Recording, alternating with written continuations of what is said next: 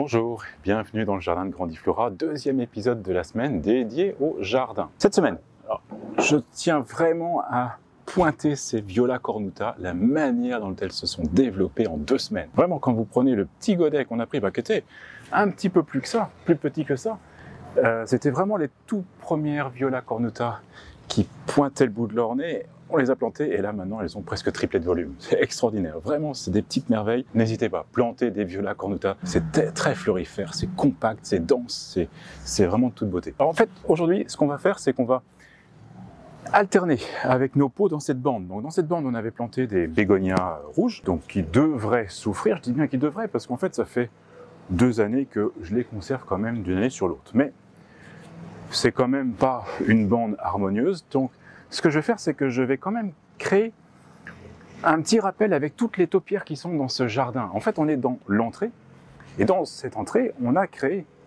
un environnement autour de taupières. On a donc des spirales, on a des cônes, on a des boules. Donc nous avons des buis, nous avons des pittosporums, et la qualité de ces plantes, c'est d'avoir des petites feuilles, ce qui fait qu'elles prennent ces formes comme on l'entend, c'est-à-dire que voilà, de les tailler avec une régularité, fait que la feuille va se densifier, va se compacter, et on va obtenir ces formes que l'on recherche. Et il y a d'autres plantes avec des petites feuilles, et parmi elles, ce sont les azalées. Alors, on est dans la famille des rhododendrons, donc c'est une fleur qui va être en forme de trompette, remarquable, avec des couleurs assez vives, mais l'azalée, par rapport au rhodo, sa qualité, c'est d'avoir vraiment des petites feuilles. Et donc, on va chercher justement à former ces azalées dans cette même harmonie. Alors, on va chercher à faire surtout avec ceci des boules. Alors, ce qu'il faut bien comprendre, c'est que l'azalée fleurit en avril-mai, selon les variétés. Et assez rapidement, en fait, après la floraison, le bouton se reforme. Donc là, on est déjà avec plusieurs boutons. J'ai pris une variété qui s'appelle le Brocéliande Arthur. Donc c'est un rose vif. Mais surtout, cette variété brocéliande, c'est naturellement une plante compacte. Elle va faire autour de 50 cm de diamètre, donc hauteur comme largeur, mais on va la former nous en boule. Et donc l'idée, ça va être d'attendre que la plante fleurisse, parce que c'est toujours un peu regrettable de tailler dans une plante qui va fleurir, donc surtout qu'elle ne va pas s'épanouir maintenant sur la phase hivernale.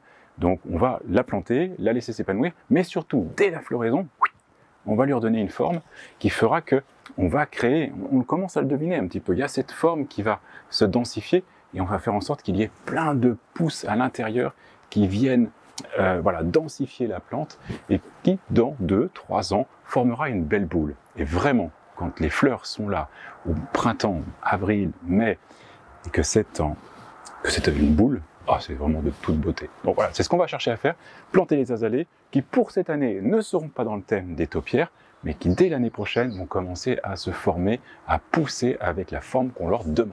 Voilà, notre choix, ça va être de jouer avec les pots qui sont eux sur la terrasse, et du coup on va planter dans le jardin les azalées en alternance.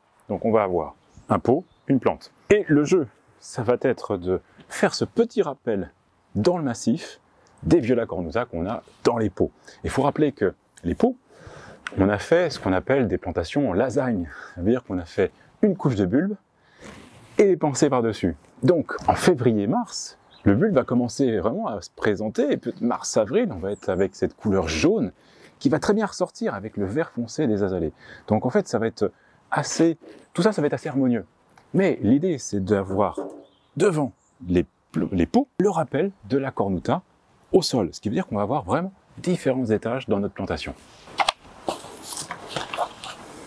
Alors on va planter en premier les azalées. Pour les azalées, on va faire un petit mélange, c'est-à-dire que ce sont des plantes acédophiles, donc comme les rhododendrons, comme les camélias, comme les hortensias. Donc on va leur donner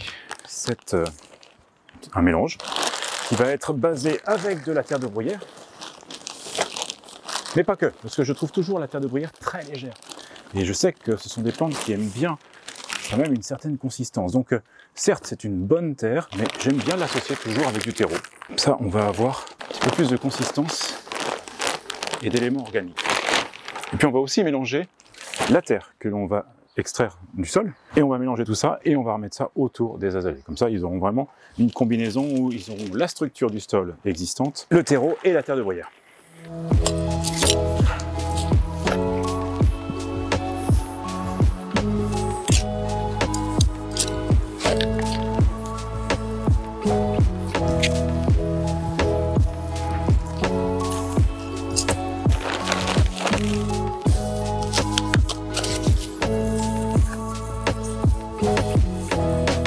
je remets le paillage, ça va donner la fraîcheur aux plantes dont elles ont besoin. La fraîcheur à cette période de l'année, en principe, il n'y en a pas besoin, mais ça va au moins les protéger du gel, ça c'est sûr.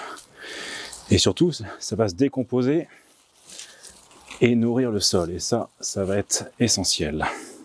Donc au niveau conception, voilà, bien entendu, il y en a pour tout le monde et chacun agit comme il entend. Les goûts et les couleurs sont dans la nature, donc chacun fait comme il l'entend. Par contre, je trouve qu'il est nettement plus harmonieux quand vous créez une unité dans les mêmes fleurs pour éviter des contrastes trop criants. Alors, bien entendu, vous pouvez avoir des couleurs vives et faire un patchwork et ça va être vraiment lumineux. Par contre, vous pouvez créer, comme on l'a fait ici, un ensemble où vous allez faire une unité. D'autres parties du jardin vont avoir d'autres éléments qui vont parler, mais là, toutes les pensées, les viola cornuta sont de même couleur. Malgré tout, elles ont un côté bicouleur, donc ça donne quand même une certaine diversité. Les azalées qui vont venir en fleurs au printemps auront une autre couleur, et les narcisses qui vont pousser auront également une autre couleur. Donc vous aurez quand même malgré tout 3 couleurs, mais jamais ensemble. Vous allez avoir cette dominante du blanc, rose, j'ai envie de dire violet, mauve. Voilà, ça donne quand même cet élément assez graphique et une diversité, mais dans les couleurs qu'on appellera froides. Arrivera cette couleur rose vive, qui viendra quand même compléter un petit peu. Mais ça, on est au printemps, et avant, on aura eu ce jaune qui viendra magnifiquement contraster avec le mauve. Donc voilà, c'est là la recherche un petit peu au niveau conception, c'est d'essayer d'avoir une unité, mais quand même avec des plantes qui vont se parler, communiquer entre elles vis-à-vis de la fleur. Donc voilà, c'était une petite recherche, une petite astuce.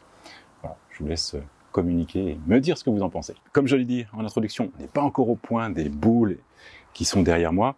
Par contre, on commence à sentir qu'il y a cette densité de feuillage, cette forme qui s'installe, mais il y a quelques sujets qui sont un petit peu rebelles, qui ont au contraire très bien poussé.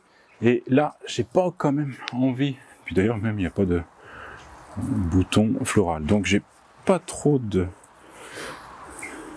Voilà, si là il y a un bouton, et là aussi. Par contre, je vais quand même la redescendre parce que j'ai pas envie d'avoir cette pousse au milieu de tout le monde. Je préfère que ce soit équilibré. Il y a celle-ci qui, pareil, va sortir un petit peu du lot.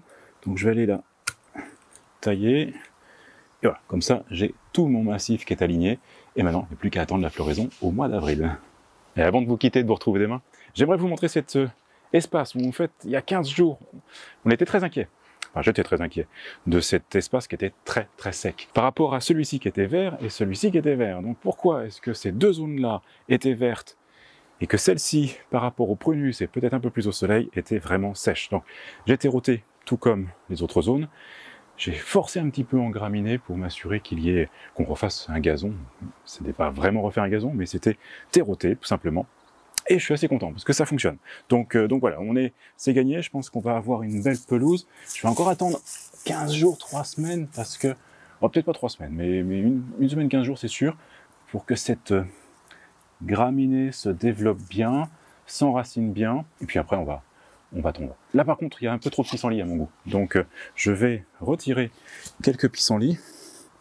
C'est pareil, je vais être prudent parce que les graminées sont juste à côté. Puis je vais aussi frotter vraiment très finement pour éviter que les feuilles mortes gênent les graminées.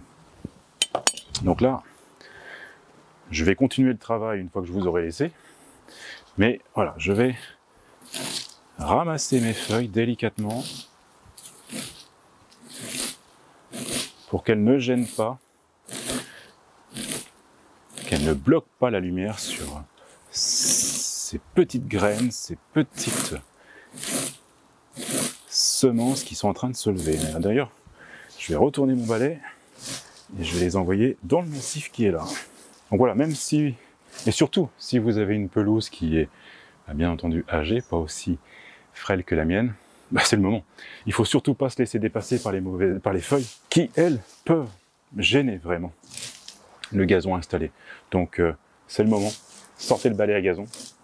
Et ça fait partie des activités hebdomadaires de votre jardin. Voilà, je vous retrouve demain pour des plantes sur la terrasse et surtout, on va commencer à préparer Noël. Jardinez bien.